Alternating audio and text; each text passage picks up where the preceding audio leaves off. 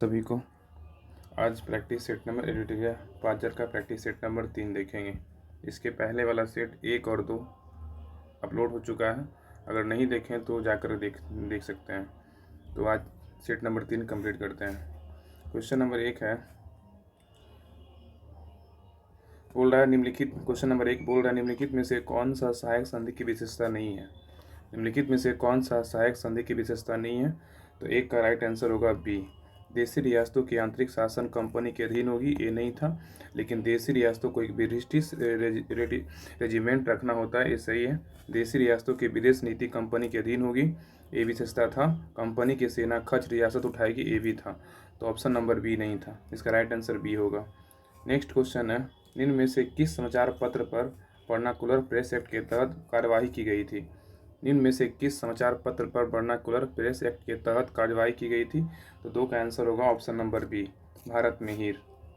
Next question number है 3, independence नामक समाचार पत्र किनके द्वारा प्रकाशित या संपादित किया गया था।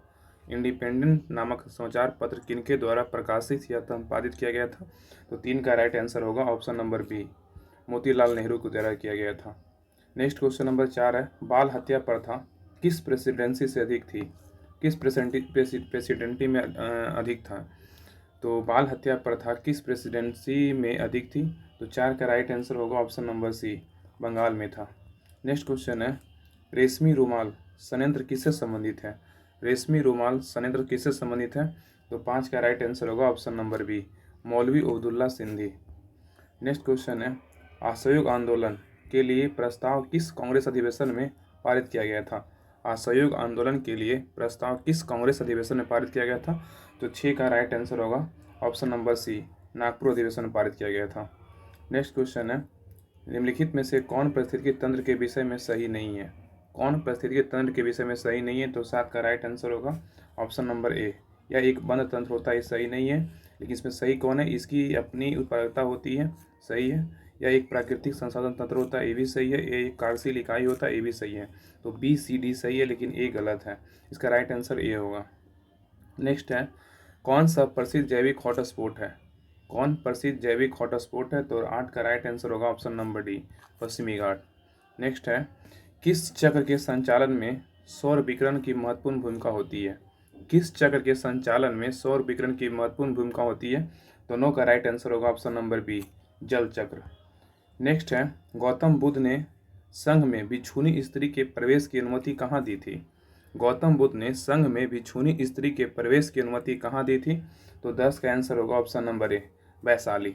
अब नेक्स्ट क्वेश्चन 11 पे 11 नंबर क्वेश्चन बोल रहा है कि भारत के किस क्षेत्र में सर्वाधिक दैनिक तापांतर पाया जाता है। भारत के किस क्षेत्र में सर्वाधिक दैनिक तापांतर पाया जाता है। तो 11 का राइट आंसर होगा ऑप्शन नंबर सी, मरुस्थलीय क्षेत्र। नेक्स्ट है, 3 जनवरी को उपसर्ग घटना होती है। 3 जनवरी को उपसर्ग घटना होती है कब। तो 12 का राइट आंसर होगा ऑप्शन नंबर सी, इस दिन पृथ्वी सूर्य की दूरी से सबसे क्या होती है, न्यूनतम होती है। उस दिन उपसर्ग घटना होती है कब, 3 जून को होती है, सॉरी 3 जनवरी को होती है। 3 जनवरी को उपसर्ग घटना होती है, इस दिन पृथ्वी सूर्य की दूरी से सबसे न्यूनतम होती है। नेक्स्ट क्वेश्चन है, कौन सी भूकंप तरंगे सबसे अधिक विनाशकारी होती है। कौन सी भूकंप तरंगे सबसे अधिक विनाशकारी होती है। तो 13 का राइट आंसर होगा ऑप्शन नंबर सी, एल तरंगे, जिसको लव वेव बोलते हैं। नेक्स्ट है, इसमें कौन सुमेलित है। इसमें सही कौन है। तो 14 का राइट आंसर होगा ऑप्शन नंबर सी, मैग्नॉट रेखा भारत जर्मनी के बीच है, ये सही है, बाकी तीनों गलत है। तो रेड क्लिप रेखा किन दो देशों के बीच होता है। तो भारत और पाकिस्तान के बीच रेड क्लिप रेखा है। डूरंड रेखा किन 2 देशों के बीच है। अफगानिस्तान और पाकिस्तान के बीच डूरंड रेखा है। अफगानिस्तान और पाकिस्तान के बीच। हिंडरबर्ग रेखा बोलेगा तो किन 2 देश के बीच है। हिंडरबर्ग रेखा जर्मनी और पोलैंड के बीच स्थित है। तो तीनों गलत है, तो रेड क्लिप हो जाएगा भारत और पाकिस्तान। रेड क्लिप रेखा डूरंड रेखा हो जाएगा अफगानिस्तान और पाकिस्तान के बीच है। मैग्नॉट रेखा भारत और जर्मनी के बीच है। हिंडनबर्ग रेखा किसके बीच है। तो जर्मनी और पोलैंड के बीच है, जर्मनी और पोलैंड के बीच स्थित है। नेक्स्ट क्वेश्चन है 15 नंबर, कौन सी पर्वत श्रृंखला सबसे लंबी है। कौन सी पर्वत श्रृंखला सबसे लंबी है। तो 15 का राइट आंसर होगा ऑप्शन नंबर डी, एंडीज है। नेक्स्ट है, किस अधिनियम के द्वारा केंद्रीय बजटों को राज्य के बजट से अलग कर दिया गया था। किस अधिनियम के द्वारा केंद्रीय बजट को राज्य के बजट से अलग कर दिया गया था। तो 16 का राइट आंसर होगा ऑप्शन नंबर बी, भारत शासन अधिनियम 1919 के द्वारा किया गया था। नेक्स्ट है, किस योजना के आधार पर संविधान सभा का गठन हुआ था? किस योजना के आधार पे संविधान सभा का गठन हुआ था? इसका 17 का राइट आंसर क्या होगा?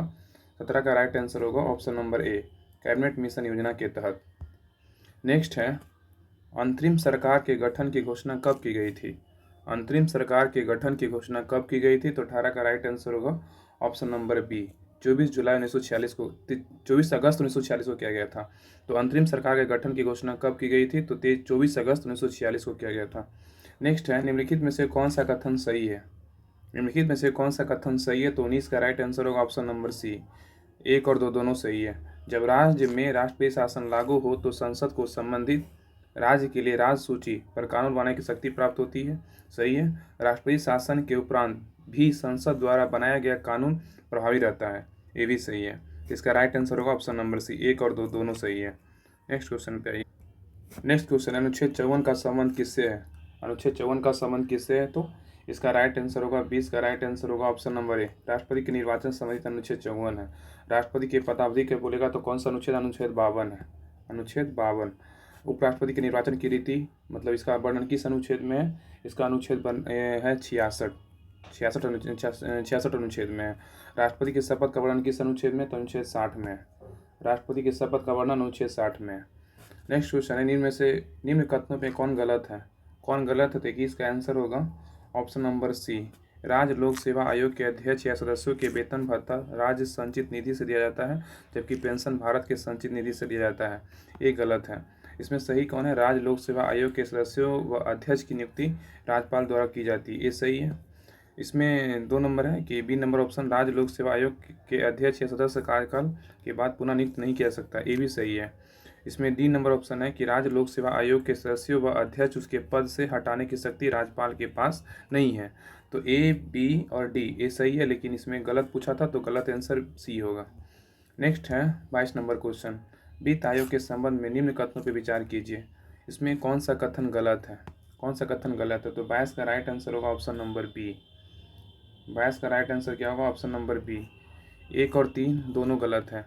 तो वित्त आयोग के में एक अध्यक्ष व 2 सदस्य होते हैं, ये गलत है। उल्टा गलत पूछा तो ये गलत है। इसका कार्यकाल राष्ट्रपति के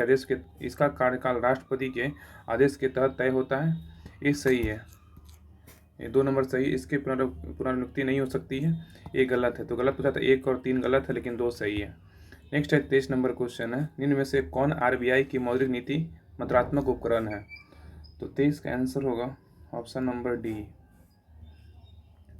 1 और 2, 1 2 3 तीनों सही है। तो वैधानिक तरलता अनुपात ये भी सही है, नगद आरक्षित अनुपात ये भी है, खुले बाजार की क्रियाएं ये भी है।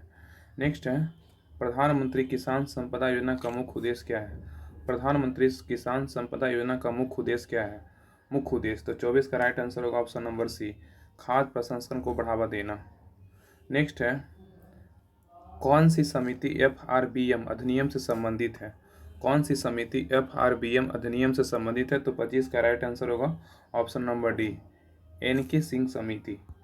नेक्स्ट है, कौन सा संस्थान न्यूनतम समर्थन मूल्य मिनिमम सपोर्ट प्राइस, कौन सा संस्थान न्यूनतम समर्थन मूल्य MSP के बारे में भारत सरकार को सिफारिश करता है?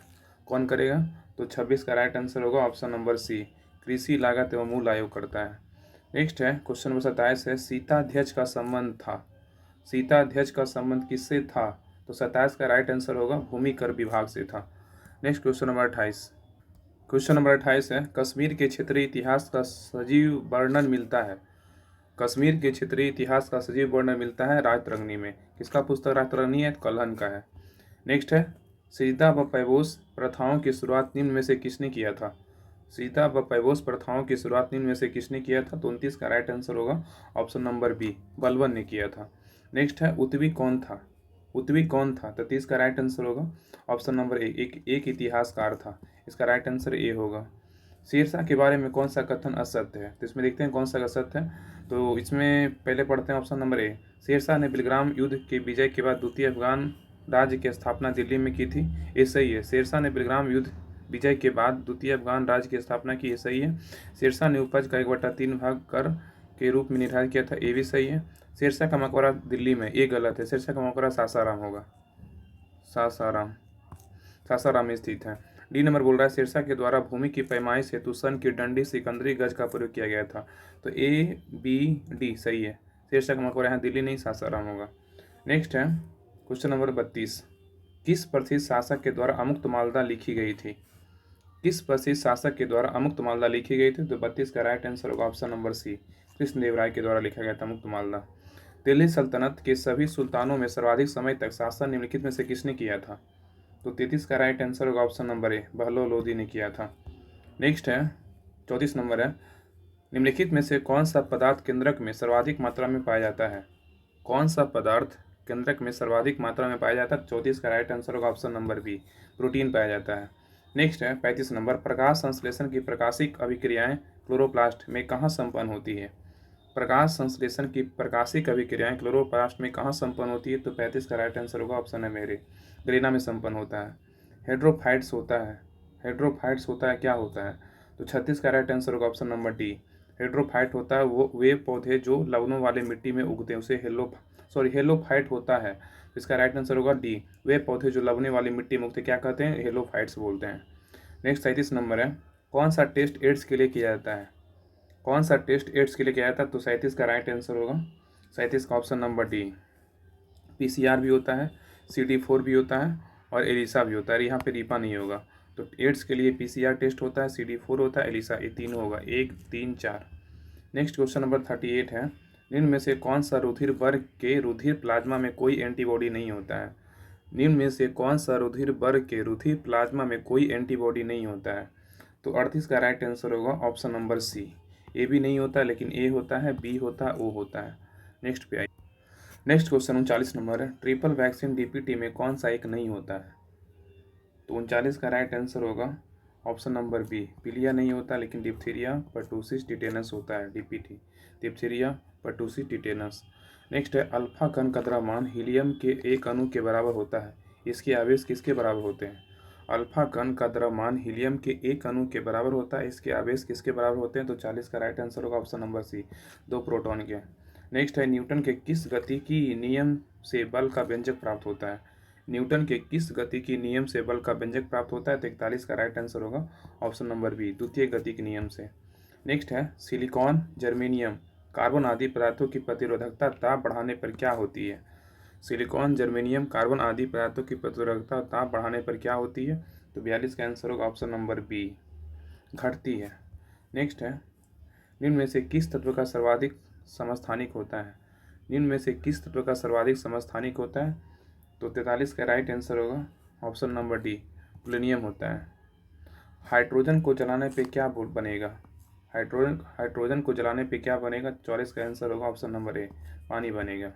ग्रेफीन होता है, ग्रेफीन क्या होता है? ग्रेफीन क्या होता है? तो 45 का राइट आंसर होगा ऑप्शन नंबर बी, कार्बन का एक नैनो प्रतिरूप होता है। विश्व रक्तदान दिवस कब मनाते हैं? विश्व रक्तदान दिवस कब मनाते हैं? तो 46 का राइट आंसर होगा ऑप्शन नंबर डी, 14 जून को विश्व रक्तदान दिवस मनाते हैं। नेक्स्ट है, इसमें सुमेलित कीजिए, तो इसका 47 का राइट आंसर होगा ऑप्शन नंबर डी। तो प्लाज्मा अनुसंधान संस्थान कहाँ है? तो प्लाज्मा अनुसंधान संस्थान गांधीनगर में है, ये सही है। राष्ट्रीय समुद्री विज्ञान संस्थान कहाँ है? तो राष्ट्रीय समुद्री विज्ञान संस्थान ये है, पणजी में स्थित है। केंद्रीय खाद्य प्रक्रिया अनुसंधान संस्थान कहाँ है? तो ये है मैसूर में स्थित है। भारतीय मौसम विज्ञान संस्थान कहाँ है? तो दिल्ली में है। तो प्लाज्मा अनुसंधान संस्थान गांधीनगर, राष्ट्रीय समुद्री विज्ञान संस्थान पणजी, केंद्रीय खाद्य प्रक्रिया अनुसंधान संस्थान मैसूर, भारतीय मौसम विज्ञान संस्थान न्यू दिल्ली। नेक्स्ट है क्वेश्चन नंबर 48, पंचरात्र का संबंध किस धर्म से है? पंचरात्र का संबंध किस धर्म से? तो 48 का राइट आंसर होगा ऑप्शन नंबर ए, वैष्णव से है। क्वेश्चन नंबर 49 है, एकमात्र भारतीय जिसे रसायन के क्षेत्र में नोबेल पुरस्कार प्रदान किया गया था। एकमात्र भारतीय जिसे रसायन के क्षेत्र में नोबेल पुरस्कार प्रदान किया गया था।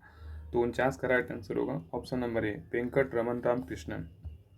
नेक्स्ट क्वेश्चन 50 है, भारतीय नौसेना की पहली महिला पायलट लेफ्टिनेंट शिवांगी स्वरूप बनी है, वह किस राज्य की रहने वाली है? भारतीय नौसेना की पहली महिला पायलट लेफ्टिनेंट शिवांगी स्वरूप बनी है, वह किस राज्य की रहने वाली है? तो 50 का आंसर होगा ऑप्शन नंबर ए, बिहार की है। बहुत इंपॉर्टेंट क्वेश्चन है। अब है स्मरणीय तथ्य है, रिंग वेद के बारे में दिया हुआ है। यह रिंग वेद सबसे प्राचीन वेद होता है, सही बात है, सही है बिल्कुल। इस वेद की ऋचाओं को पढ़ने वाले को होत्री कहते हैं। रिंग वेद की ऋचाओं को पढ़ने वाले को होत्री कहते हैं। इस वेद के तीसरे मंडल में गायत्री मंत्र का उल्लेख है। रिंग वेद के तीसरे मंडल में गायत्री मंत्र का उल्लेख है। इस वेद रिंग वेद में के 9वें मंडल में सोम देवता का उल्लेख है।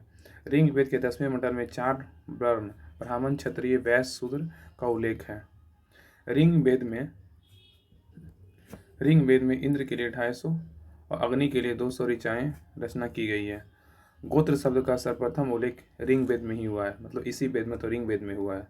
रिंग वेद में गाय के लिए अघन्य शब्द का प्रयोग किया गया है। रिंग वेद में गाय के लिए अघन्य शब्द का प्रयोग किया गया। नेक्स्ट है यजुर्वेद। इसमें इसकी ऋचाओं मतलब यजुर्वेद की ऋचाओं को पढ़ने वाले को अध्वर्यु बोलते हैं। योग के नियमों व विधि विधानों का संकलन मिलता है यजुर्वेद में।